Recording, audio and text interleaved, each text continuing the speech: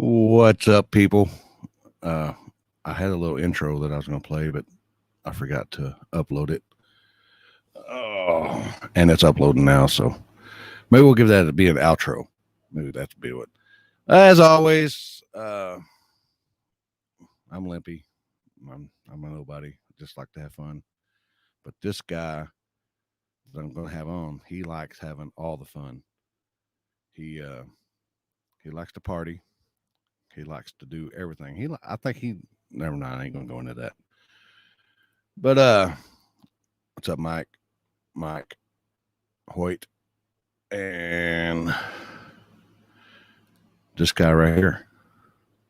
What's going on, man?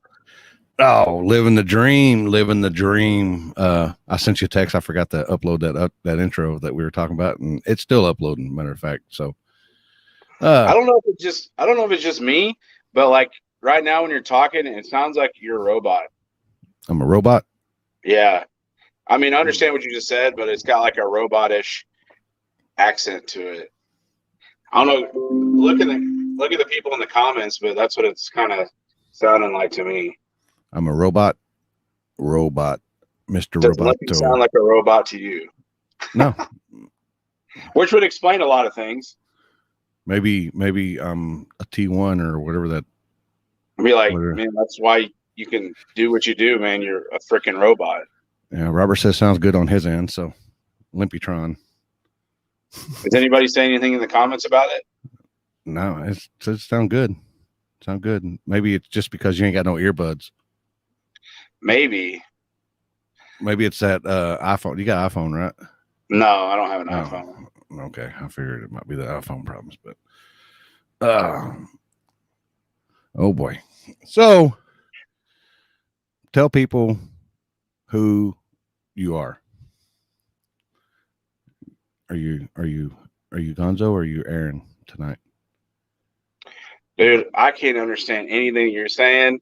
I mean, I understood like half of what you said, but like, I don't know what it is. It's just like completely like distorted. I don't know what it is. Distorted. I don't know. Maybe that's better. I don't know. Whatever you did changed it. I didn't do nothing. Oh. Does it sound better though? Sounds perfect. Crystal clear. Huh. All right. Okay. What was your question? I didn't hear what you said. So are you Aaron tonight or are you Gonzo? I'm either at moment's notice.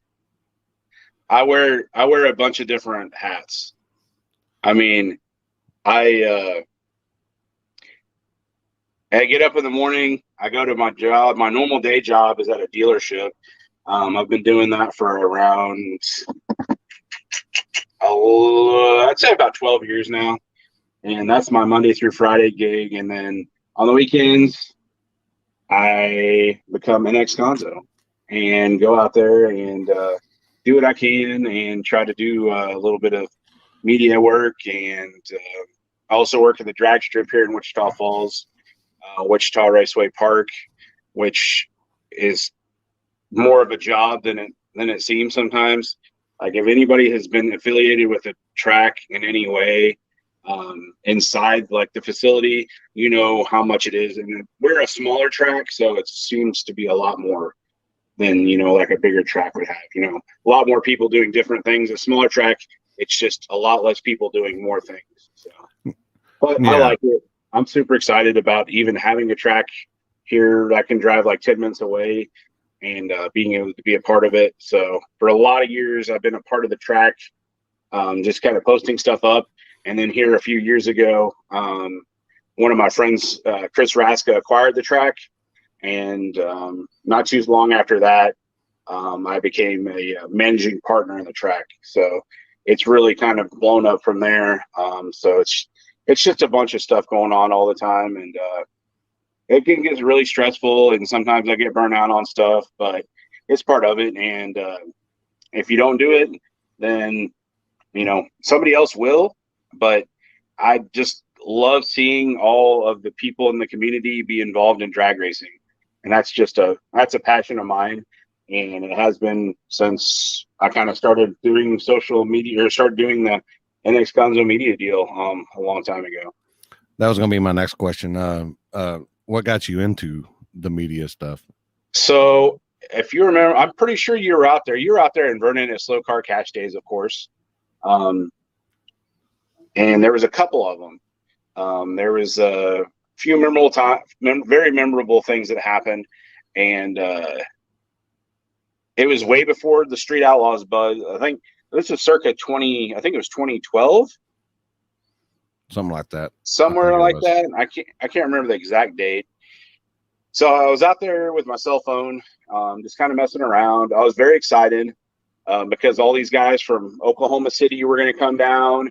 And before that, I wasn't really involved in the street racing stuff. I live in Wichita Falls, which is kind of not happening for the street racing action. So we heard some badass stuff was going to go on in Vernon. Vernon's an hour away. So we're like, well, we're going to go try it out. We're going to go see what it's like. And it was on this little private drag or airstrip. And we went out there, and I remember seeing, I don't know whose truck it was at the time. I don't know if it was Phantom's truck or whose it was, but they came through Wichita Falls, and they had the little pickle fork trailer, and it said Hustlin' on the back of the license plate, and it had Midwest Streetcars on the back window. And I was like, man, who are these guys? I was like, that's a pretty badass truck, a little single cab. You know their MO. It was like a 90. Nah, it's probably 99, 2000, 2000. Nah, it's probably later than that. Anyways, 2002 truck, black truck.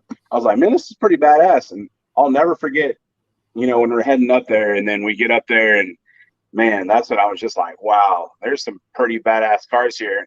And they're about to get down on this sketchy little runway. And they say slow car cash days, but I mean, those vehicles that were out there weren't exactly slow. Yeah, so, yeah. And was that the one we made them do the cruise before? Yeah. Well, I remember two of them. They kind of blend together. There was the one where the Subaru pissed everybody off. Yeah. That was a pretty funny one. Just because I originally, and I'm still I'm like import guy-ish sometimes. Like I've got a bunch of LS stuff, but I still have a 92 Eagle Talon, and it's a huge pain in the ass. I hate it, but I'll never get rid of it. And it was kind of funny to watch because I kind of knew the car a little bit, the Subaru that was racing, and I was just like, this guy makes 700 horsepower, and everybody's just like, get that Ricer piece of shit out of here. And I'm just like, I mean, you're in Vernon, Texas, and nobody knows, like it's even worse than Wichita Falls is about stuff like that. Like there's like levels to it, it's like it'd be like Vernon, Wichita Falls, then a little town, a little bit bigger, and then the city. A bigger city knows about faster imports. But when you get to Vernon, everybody's like, get that Ricer shit out of here. And rightfully so on some cars, but some cars they run good. And that car happened to run good and piss everybody off and ended up winning the whole deal. And man, after that, I've taken some cell phone video and posted it on YouTube, and a company actually picked it up, and they kind of put it on one of their like hot rod TV show streaming deals on Facebook. And I was just like, man, that's my video. And they shared the link, the YouTube link, and it got some views. And I was just like, man, that was kind of cool, and it's cool to see something that I was out there experiencing and filming, and I was able to bring it to a larger audience. Not a ton of people were doing it. I know you've been doing it for a long time, and but not a lot of people were doing it at the time. So I said, screw it. And I'd been watching stuff. I'd been watching like Big Rob stuff. I'd watch Kyle stuff with the Parrish truck a long time ago. The OGs know what the Parrish truck's about, the little single cab blue truck. And yeah, what can I say? After that, man, I'm a big fan of all of it. Even today, whoever's posting stuff, I watch it. I'm not going to say I don't. I'm not going to be like, no, I don't watch other people's shit. I just watch my stuff. Man, screw that. I'm in there watching updates from the freaking Rocky Mountain Race Week I watch that Stapleton's channel. Man, I watch the Murder Nova's channel. Man, I get in there. I don't even have normal TV. I watch all the people that I know from YouTube, you know, and I've thankfully been able to meet a lot of these guys. And it's just, I'm a super fan. It don't matter. I watch your stuff all the time. I watch Richard's stuff. It doesn't matter. And I just love it. So the second I quit loving to watch it and loving to do any of that stuff is when I'm going to be like, man, I'm going to go do something else. But it's been going on for a while. So I think I'm going to keep doing it. Yeah. And nowadays the live stuff has really taken off. Do you feel? Dude, it's incredible. The quality of the live stuff. Before it was kind of like shaky and crappy. Now, you know, you're doing it with 2 angles and things like that. And it's kind of like, it's awesome. You know, I'm guilty of just having one angle most of the time. You know, I might put a GoPro on something, but I mainly do stuff with one angle, but I try to do that one angle as good as I can. Like I'm a one-man band when I go out and film. This last weekend, I had one of my buddies, or a couple weekends ago, I say last weekend, in H-Town. He ran the live feed for me while I filmed. My buddy Trey Brackeen, he did that, and it was just like, man, this is kind of cool. I hope you don't think I'm going to pay you, but yeah, there ain't no money in it. There's no money in it. Yeah.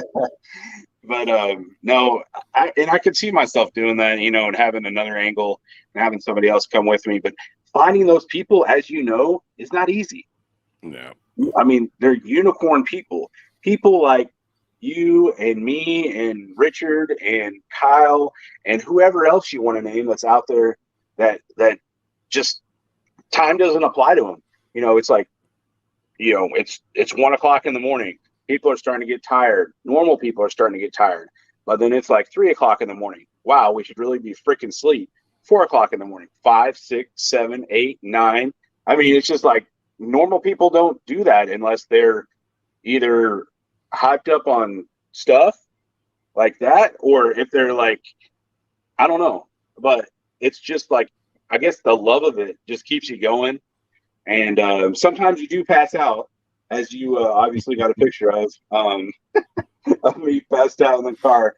But I pass out in the car all the time. So unless I'm driving, I could drive 5 minutes and pass out in the car. But I was dead ass tired. But that was such a good night. So, I mean, it's just stuff like that. It's hard to find people that are passionate about stuff like that because not everybody loves what we love. So, do you feel the live feed takes away from your views on your channel?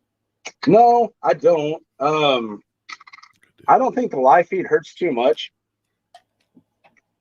because the thing about it is they're going to find out one way or the other, like really the results of the race. And before live feed, that was kind of the thing, is like either you knew somebody that was there or you had to wait 3 days or 2 days for whoever to post what up. And if you're a half decent editor, which I'm barely above half decent, people are going to want to watch your stuff just to see your take on it. If you do stuff differently than everybody else does, you're going to get views. But if you do the same thing that everybody else does and do the same, you know, if you just do the same thing over and over and over and over again, unless people love that, you're doing it to yourself. I mean, does it take away from views? Maybe, but maybe those people weren't even going to watch that. You know, some people, they don't get on YouTube, you know, they just get on Facebook. So yeah, I don't know if I don't think it really takes away too many views, if any. But I don't know. It's really become a live world. People want to see it now, and they don't want to see it even the next day. That's the first thing I get asked when I go to a race. You going live? You going live? Not, hey, I can't wait to see your shit on Tuesday when you finally decide to edit and post it, you know? So, but some people, you know, they like it. I've been doing YouTube stuff for a long time, and I still haven't figured it out. I mean, I see people like that have just started like a year ago, and they've got their subscriber count like to the 100,000 mark. And I'm just like, man, that's awesome. Am I jealous of it? a little bit that you figured it out, but I know that it took them a lot of time and a lot of effort just concentrating on that to get there. I know how to do it. It's just I don't know if I can do it, if I can actually have enough time to apply myself to just that. I'm spread out between so many different things, between my job, working the track stuff. I have a few other social media jobs. And so I think that anybody that really is passionate about anything can start their own YouTube channel and be successful, but you have to dedicate yourself to that channel. And if you don't, you will not reap the rewards of it at all. Because if you don't keep posting and keep your grind up and just, I mean, you got to hammer that thing. You got to be us, every Tuesday I'm going to do content, or I'm going to do it every 2 days. If you're not consistent with YouTube, YouTube will say, see you later. And they will not let you get up on the view stream. In my opinion, I'm not a professional at all, ever at this stuff, but I've just kind of seen it throughout the years, and people that are successful are very consistent with their YouTube posts or with their YouTube postings. So to those people that are doing it, that's badass. I'll be watching you. I'll be buying the gear. I can't count how many black shirts I have in my freaking closet right now. I mean, I don't know. Maybe one day I'll sit there and count, but I'm guessing it's in the 300 to 400 range of just black shirts. They're not all fitting anymore, but I still have them in case I get smaller one day and get to fitting them again. Yeah. Well, I'm the same way. If I'm still going to watch the guy who put the time and edit the video and stuff, I'm still going to put the time in and watch it, because he's got different angles than the live stuff. He's got different take on it. He's got, it's just not just, shooting one angle or two angles. It's just, he's got his own little cut to it. So I'm going to definitely watch all kinds of stuff. So it's just not the, live is you get the results in, and then, but the other stuff is you get the other guy's perspective on edits and stuff like that. Like Chris Calabrese, I love his commentary. When he's talking, and mainly I watch his Snapchat story, because he'll post like a 10-minute Snapchat story about, the racing and stuff. And he just talks shit, and he'll just talk about whatever. And it's funny. So, it's, like I said, it's everybody's personal spin. So, you kind of just got to figure out somebody that you like. You just like their personality about it, and just check out their channel and subscribe to them. But one thing I do know, that if you guys are, watching it all, make sure you support everybody that's doing all this stuff. Buy a t-shirt, a hat, whatever they do. Like on your live feed deal, go be a supporter. It helps a lot. I get a lot of shit now, because they're like, man, must be nice to be sponsored. And I'm like, man, you have no idea what I did to have to get to the level to be even thought about being sponsored, about getting any kind of help from anybody. And that's, the must be nice is kind of annoying on so many levels when it comes to different things. I've got some people that I know personally that are very successful in other things other than what I'm doing here. But I'm just like, you don't know what it took to get there. You don't know how many, thousands of dollars it cost that came out of your own pocket to get any help from anybody, or even to be considered to get help from anybody. You just don't get on here and start being successful on the internet unless you're like one of them girls on TikTok. That's an exception. If you're like one of those girls that has like a nice, body, and you can like do that stuff, yeah, but that's going to be the exception to the rule. This ugly guy right here has to bust his ass to get anything, and that's how I've been for a long time. And that's what my dad always told me to do. He said, if you're going to do whatever you're going to do, just try to be the best at it. And I'm not saying I'm the best at it. I'm not even saying I'm good at it, but I'm freaking trying. So that's all we can do, so. Exactly. So that's what I was going to also get on to, is the the dollar amount. You really can't put a dollar amount on how much stuff that you spent over the years. Oh no. But the camera equipment, the gas going to and from, the sleepless nights of editing videos, because back in the day I used to edit videos way back in the day, and I couldn't do it. I just ran out of time with organizing races, putting stuff together, and that's why nowadays I've got time, but I'm getting back to the editing stuff as what I used to do, but the live stuff is just going as. But what I'm trying to say is the dedication and the dollar amount. You can't put a dollar amount on your dedication, and no, and people the going. Stuff that go ahead.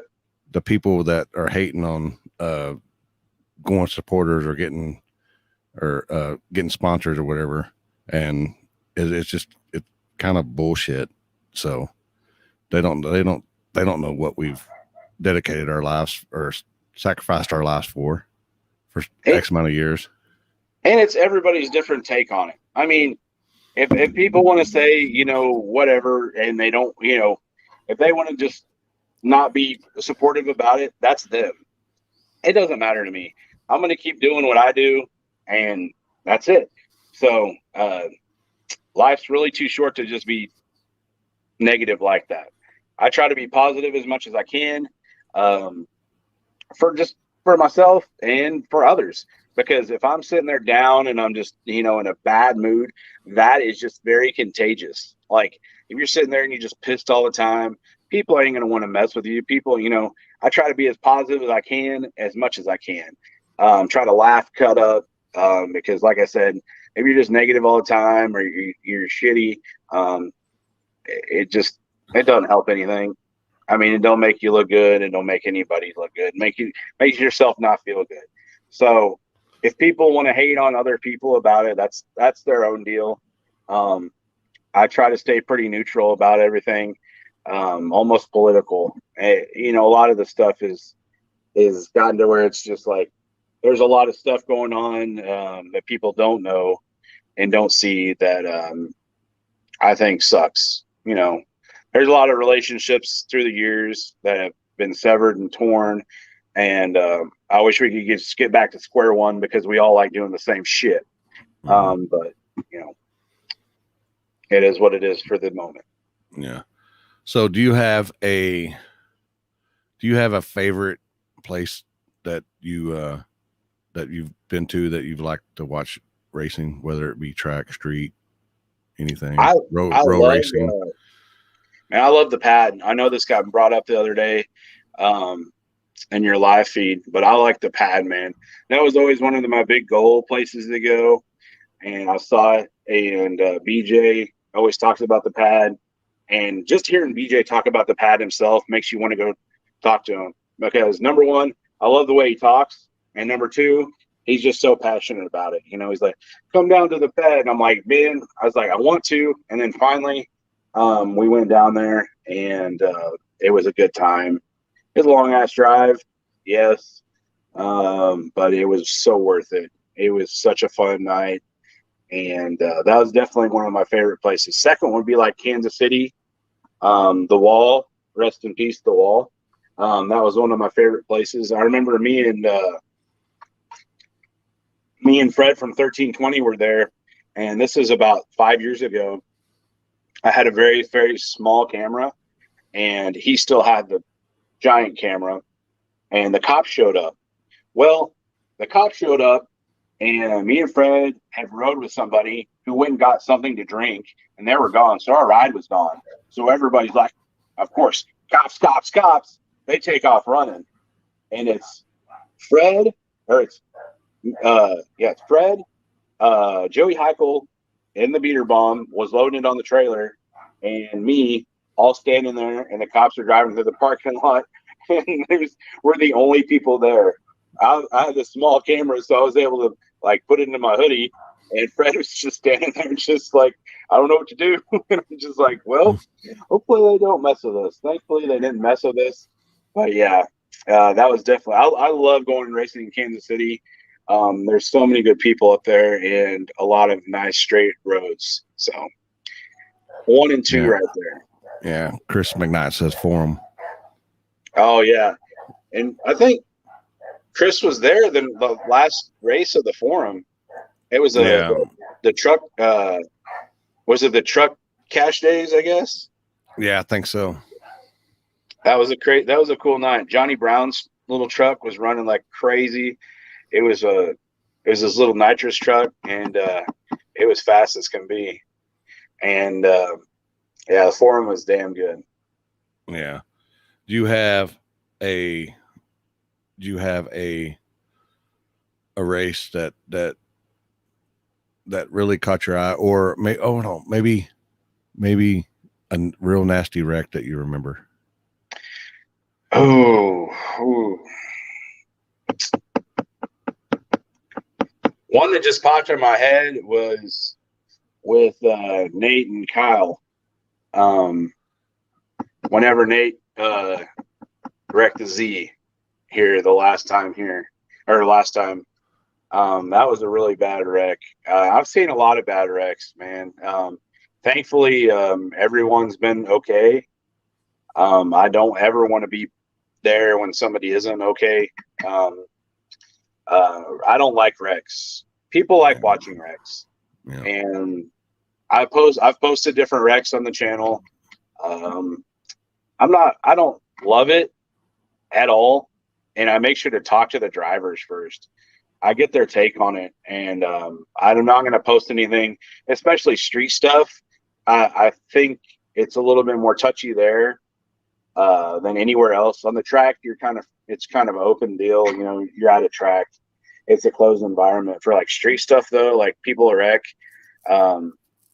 it's, I don't know. I talk to them a little bit and say, hey, if you want me to, I can. If you don't want me to, and more often than not, drivers want to see it more than anybody else does. I've had them be like, did you get that on film? You know, if they're in good enough spirits. Sometimes they're just down in the dumps, and I talk to them later on. But I don't like wrecks, because usually anymore throughout the years I've gotten to know everybody pretty good, and I don't like them. I don't like wrecks. Most guys want to see if they can't figure out what went wrong, maybe they can see in your video what something broke or something like that. Or what happened.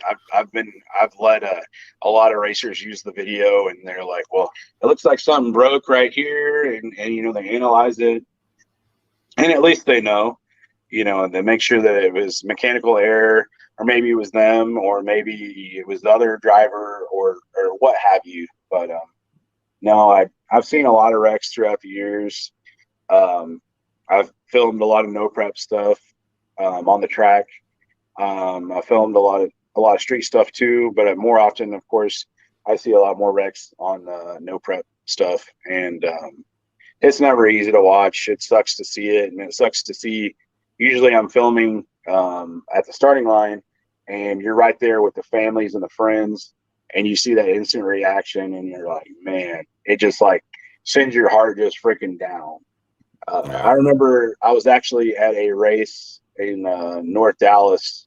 I say North Dallas, it's at Caddo Mills. They had a little airport half-mile race. And I remember, I'll never forget this. I'm sitting there filming, and this guy pulls up in a twin turbo freaking 1,500 horsepower Lambo, and he takes off, and he's doing this half mile, and he just, you know, lets it rip, and he goes, and all of a sudden, just boom, out of the back, flames and just smoke, and all I hear out of this girl that's like 4 or 5 feet next to me, she said, "Daddy, no." And I was just like, oh my God, I hope he's okay. Luckily, he was okay. Turbo oil light just went on the exhaust, but it's just like, man, it's just very, you know, that was one of those times my heart just sank, and I was just like, God, I hope this guy's okay, because his family's like standing right next to me, and I'm just like, I just turned the camera off, you know, and I was just like, I hope he's good, man. But yeah, that's the bad part about what we do. Racing that's the bad part, you know, whether it be on the street, the track, wherever you prep, no prep. It's part of it. Wrecking is part of it. And it's something that I hate seeing happen to people, because it's not only, challenging on the cars, but it's also challenging on the drivers and the family, and everybody involved in it. So do you have a favorite video that you captured that you can watch, or that you caught that you can go to? Man, one of my favorites actually was some of the street racing that we that Cash Days up in Kansas City. That was one of my favorite races. It was just a clean, that one that Toby, I think Toby was flagging it. Yeah, Toby was flagging it. It was a clean, fun race. But thinking back on it, man, there's just so many. There's so many, and that's kind of a benefit to what we do. I go around taking pictures and video all the time, and that's just not, for everyone else. That's for me too. Mm-hmm. I mean, these are things that I'm a part of, and I'm there, and I've saved it for myself. And something that I do every time, and I get a lot of shit about, is I'll go, and wherever I'm at, usually I don't do it at first if I'm on like street racing, but I'll go to a track and I'll take a picture of the track, usually before the race, and I'll put out here. That's not just telling people where I'm at. That's telling me where I went and what I did, and kind of something that it's a reminder to myself, and to say, on this date, and it's mainly on Facebook, because Facebook memories, they come up and they're just like, I was out here, I was out in New Mexico, I was out in Colorado, I was out in Kansas, I was out in Oklahoma, and I was out here doing what I loved on this day. And so it's more for me than anybody else, but I got to post it on Facebook, and it's public. And then I've seen so many people, they'll do the same shit afterwards. It's funny. They'll like, I'm out here, I'm out, I'm just like, it's kind of the same stuff that I do. And I don't know if it's mimicking my stuff, but it's pretty funny to see that too, because you're a trendsetter. Yeah, I'm not a trendsetter. I just like to do what I do, and I have fun with it, man. If I quit, like I said, if I quit having fun with it, I ain't gonna do it anymore. So yeah. But so over the years, I've started to, try to race a little bit here and there. So if we're at a race like here locally, I don't have a trailer, so but my buddy does, so I do have a trailer. Yeah, we'll go and race. I think the furthest I've ever gone racing is in Nakona, and I had a damn good time whenever you guys did the little event you and Richard did over there. Yeah. And I went like 3 rounds, and I was so excited. I was like, this is pretty fun, and it's fun to set down the camera and then go race, and then get back on the camera again. Most fun I ever had was I was at Wichita Raceway Park, and Glenn was there in his GTR, and I'm in my freaking little shit box 92 Talon, and I'm on the mic, and I'm just talking shit to Glenn. And Glenn in his GTR, and Glenn was in the GTR in the other lane, and I'm just talking shit, and I'm just like, nobody cheer for the GTR, everybody cheer for the little white car on the left lane. And Glenn was like, man, there was some guy just talking crap about me the whole time, that announcer. And I was like, dude, that was me. I was inside the car racing you, but I was talking crap because I knew his car was going to smoke mine. And I was like, I hope you red lights. I hope you do something. And it was just, I mean, you just got to have fun with it, man. And it's a good time. The only bad part about the local stuff here is sometimes I miss some other stuff elsewhere, but that's really a trade-off. And Chris is super cool about if I need to go somewhere else, he's like, man, I'll find somebody to announce, they're not going to be as good as you because you're the best announcer in the world. But no, he doesn't say that. But no, but it's cool, and I stress myself out about it. I try to make sure that I get my job done as much as I can with my track responsibilities, and still be able to go out and hang out with those damn hoodlums in the street. Yeah, that was going to be another question I was going to ask. When you're not filming or racing, or anything, what does Aaron like to do to have fun besides this stuff? Honestly, man, um, I like driving my vehicles. I've got a couple. I'm building an '06 Silverado. Right now, I'm going to do a turbo thing on it, and I've got a '78 280Z, and I've got an '84 LTD, and they're kind of all in the getting built stage. But I've got some really good friends that are really helping me with it because I don't have time, and there's a lot of knowledge I'm lacking on doing some of these builds. Like my buddy Jeffrey right now, he's doing a 4L80 swap for me in that truck in the single cab.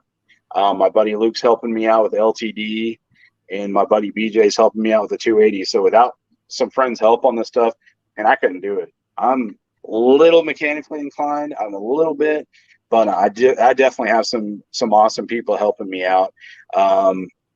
So yeah, that's part of it, you know. And I just work a bunch and try to spend a little money here and there, get some good deals on stuff, and contribute to these little projects because being single with no kids, I don't have to worry about any of the adult problems yet, and I don't have an old lady right now to take my money. Until I do, I'll be able to do this stuff. So you're open for that then? What's that? For an old lady? If it happens, it happens. There you go. There you go. People are watching. He's available. Yeah, yeah. Our automotive demographic does not help my cause at all. I look at my percentage, like all the analytics on Instagram, and it shows like you have 4% of females to 96% of males watching it, and they're all about our same age. So I didn't know if you might get into this stuff just because of the Nopey chicks and stuff, because I know you're a DSM guy. I know. Yeah, Nopey stuff, man, that's throwing it back. Yeah, there used to be a lot of girls like that. They were super into it, and that's just, I think it's like a whole like culture thing too. Like, I don't think girls like cars like they used to, and I don't think younger guys like cars like they used to either. I think it's and it kind of sucks to see, because when I was 16, I was super excited about cars. I wanted to drive. That was my freedom. And if I wanted to go and hang out with a girl, I could drive, pick her up over to the house, and then we could go wherever and do whatever. But not any, like, that's not people's thing anymore, and it kind of sucks. And we were talking about this earlier about the whole electronic vehicle trend. Like I said, I work at a dealership, and I see that as more of a thing now. People love, you know, or manufacturers are starting to love just doing the electronic vehicle. And I'm not an electronic vehicle guy at all. Electric vehicle, I'm not a big fan. I don't know if I'm considered old school, but I like to hear something. I'll put gas in it, even though it's getting to be a ridiculous amount of money. And I'll keep doing that. And hopefully by the time I'm older and not, you know, retirement, 65, 70 years old, hopefully we're still using gasoline and stuff like that. But man, it's just, like, I think Teslas are cool for what they are, but man, you pull up to a gas station and half of them are the electric pumps or the electric. Yeah. And we were talking about this earlier, you know, and, you know, you say you run out of juice and you're on the side of the road. Is your buddy going to bring a generator? What's that generator powered with? Gas. So, yeah, I don't know. And also that stuff that they're doing. I was just watching. I don't know if you watch PFI Speed at all, but they just got Jamie just got hit with a fine from the EPA because he sold Honda. Honda is like a HP Tuners or a Holly kind of setup for a Honda. Yeah. And he sold X amount of units, and I think they fined him like $18,000 to $19,000. And so by him paying that fee, or by paying that fine, which they said that was one of the lower fines, by him paying that fine, he legally can't modify any vehicles after that. Like, that's it. And that's what his business is in Colorado. They modify Hondas, all kinds of different cars. So if you guys are not privy with it yet, go check out the RPM Act. That's really a really big deal that a lot of guys have kind of touched on, but you really need to get involved in that, sign it, and do what you can, because that really threatens what we all do. I know it's kind of outlaw stuff to do street racing stuff, but like this is like they want to like give people tickets for this shit other than street, modifying your shit would be illegal, like little tiny stuff. They're trying to make America and Australia and Europe and stuff like that. And that's, to me, man, if I can't go and put some freaking cherry bombs on my 80 Bronco, that's communism to me. Yep. I want to go exactly what it is. Glass packs on, go to the car wash and go spray them down, and let freedom ring. But they're not having that. Like, exactly. They're just trying to take your freedom away. They're just trying to limit you to do what you can and can't do. It's communism. That's what straightly what it is. It sucks because we all love doing this. I don't know any of my friends that are into cars that don't like changing stuff up, getting them tuned, changing the exhaust. It ain't never fast enough. Never. And if it is, there's something wrong with the driver. If it's fast enough. But yeah, it's definitely disheartening to see. And there's a lot of people that I know in the automotive industry and the performance industry. It threatens a lot of jobs and a lot of families. And I don't want to see it happen. I don't want to see these people that I know have busted their ass their whole life to get what they're at, to build a company up, and then have it all, pulled out from under them for some bureaucratic bullshit. So, like I said, anybody that's watching, go check out the RPM Act. All you have to do is Google search RPM Act. That'll be the first thing that comes up. You can sign it. It doesn't take very long. It's something that I think everyone needs to do. Other than that, I mean, we're really, it's up to those people, what we can do. And it sucks to see, all we can do is put our votes in. Obviously, this last election, we saw. Yeah, but say like that counts anymore. Yeah. So, I mean, at least we tried. But yeah, that's another thing I wanted to touch on a little bit. And but yeah, I'm definitely excited about the rest of this year. It seems like you got a freaking busier than ever schedule. Yeah, I was going to ask you, do you have any bucket list places that you like to go that you've never been? Whether it be streets or I want to go to Compton. I want to race on that road. And that's funny you mentioned that. Stefan just raced on that road. And I told him I was jealous. In the LTD that I used to own. So it was just like vicariously living through that. But when I had the LTD, it was bone stock. It had 42,000 original miles on it. And then it ended up in Dallas, and then Stefan ended up with it, and he saw my name on the title, and he messaged me. He's like, "Man, do you used to own the LTD?" And I was like, "Yeah." And he's like, I just bought it. And I was like, "Hell yeah." And then he named it the Creeper, and it's the rest of it is in the books now. But yeah, that's definitely one of my bucket lists. I'd like to go up to New York. I don't know if they still street race in New York the same.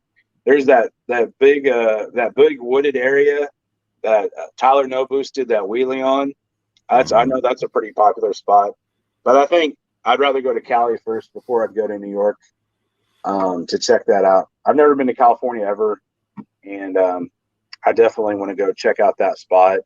But the only thing with California racing is they don't get down like the same way Texas and Oklahoma and Kansas gets down.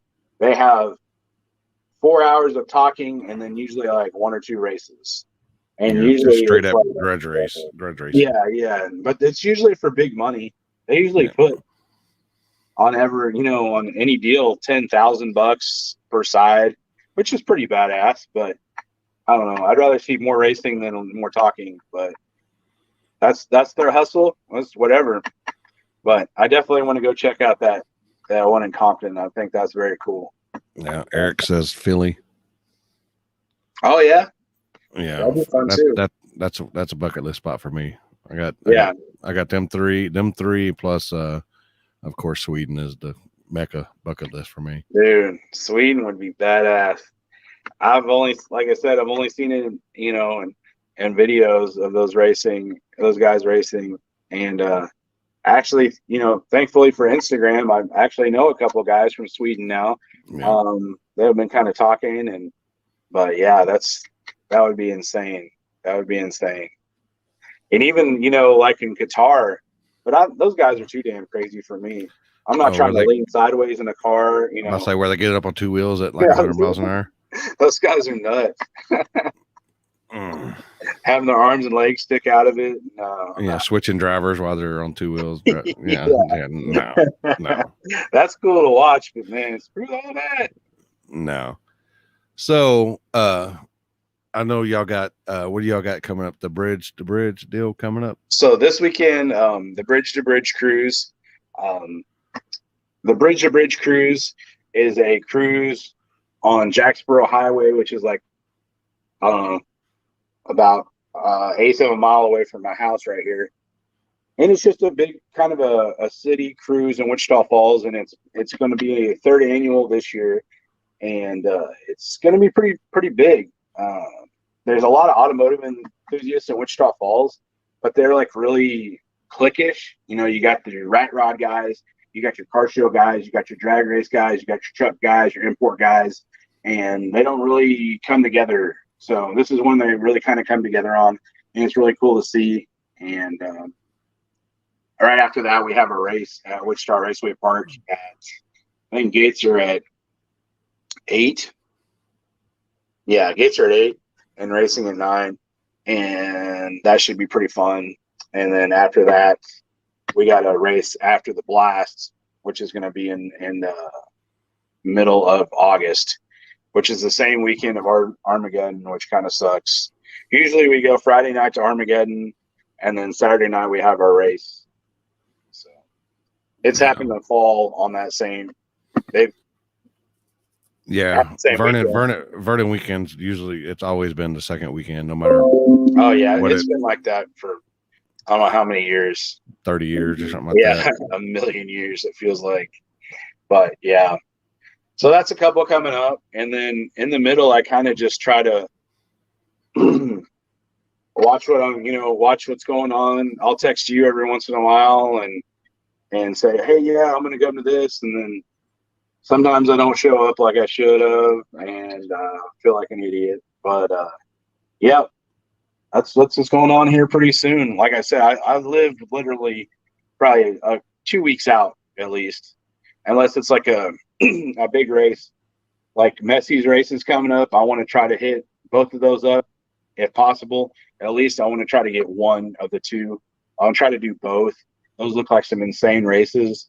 I'd love to go more out to the East Coast. Those guys out there, they kill it. I saw you're out there with, in Billy's territory. That those guys, man, they don't have a ton of racers, but man, they all race. Like they all race their ass off. They got a different caliber out there. They got different caliber of cars and stuff. But it's still the love of it. It's still the love for racing. Right. Oh. Okay. What's your take on Joey Hackle's Butthurt Bar? Man. So I've known Joey since he had a 5.3 nitrous setup on that car. And Joey loves to stir the pot. And I think that is the biggest spoon that he's came out with since. On top of not telling anybody what his setup is, The Butthurt bar has definitely made some waves. Oh, what's my take on it? Man, I think it looks weird on the car. Um, like I was talking to you earlier about, I like cars just looking like cars, not this big weight in the back. But if he can slip by with it and it gets it done, more power to him. He's shown that he can do it with or without it. But I think it's pretty wild, and I think he's gotten done exactly what he's wanted to do. On top of just racing with it, but he's definitely got people talking about it, and some people being pissed off about it, just flat out mad. And I don't know. We agree that we like seeing bona fide street race cars versus $250,000 street race cars. Right. Yeah, which I know Joey don't have that in his car, but hey, he might after all these years. Yeah, I mean, he saved a lot of money on paint. That's for damn sure. Yeah, all you got to do is just change out motor mounts. That's it. But no, I was really happy to see him take it down and get the cage looked at and fixed, and get the car. I'm really surprised he posted any of the inside pictures of it as much as grudgy as Joey is, but I'm really happy that he did that, and that's good. That's good. And everybody needs to be more safety conscious on the street or the track. It doesn't matter. It's more fun talking to people about it the next day than not, So yeah, everybody make sure, check your safety stuff out. And I'm horrible about it. I've got my little S10. I don't have a cage in it. I know it needs a cage, but that's next on the list. So yeah, everybody make sure you got some safety gear and be safe, because it's definitely better to have than not.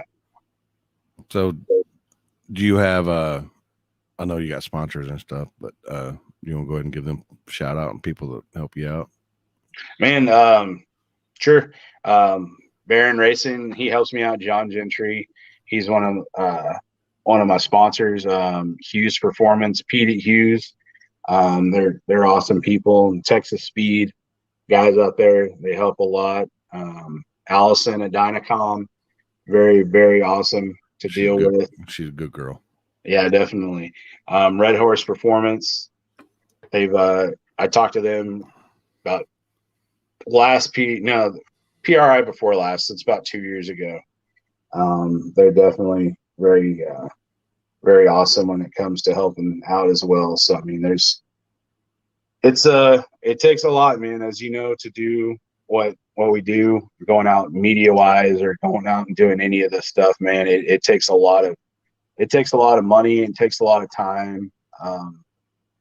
But it's definitely cool to do it. And we're making memories for us, but we're also making memories for everybody else. So exactly. Also 1320 wheels. Derek Hopwood, man, they're like I said, all the people I named, they're super easy to deal with, and they're all part of small businesses, which I fully support. And yeah, that's anytime I can, I try to help out other people, other small businesses. The big businesses, that's cool, but the small people, they're just trying to hustle and grind, and they haven't made it all the way, and they're still working on it, and they're still busting their ass. I love that. The passion is what I love to see.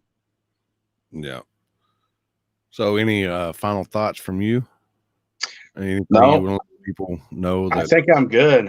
I've pretty much just kind of ranted and raved a little bit here and there, and kind of told a little bit myself. I really don't talk about myself too often, and I appreciate you giving me the chance to kind of get on here and talk. And well, you've earned it. You deserve it.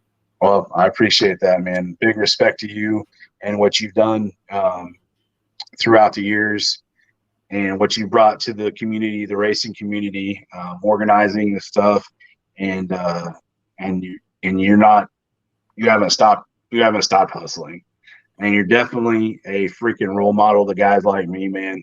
Because seeing this stuff, and it's just like it's not. It's seeing it not just be like a thing to do, but something that you want to do and you keep doing. And you definitely, a lot of people look up to you, whether you know it or not, brother. Thank you. So, but yeah, that's all I got for now, man. Like I said, I appreciate you having me on here. If you ever need anything, anybody else in the comments, they need anything, come hit me up. I'm easy to get a hold of. All right. Appreciate you coming on tonight. No problem, man. You have a good night. See You everybody too. Later. Like to thank Aaron for coming on. Like I said, he's been doing it for a while as well. You can go to thelimpy.com, and if you want to donate to the Dr. Pepper Fund, there's a donate button up top. That's about it, people. Hopefully we're gonna start doing more of these. If anybody wants to get on here and just chit chat, if you're in the racing community, whether it be a driver, media, promoter, organizer, whatever, just hit me up. Maybe we'll try to find some time for you. That's about it. Hope you enjoyed it.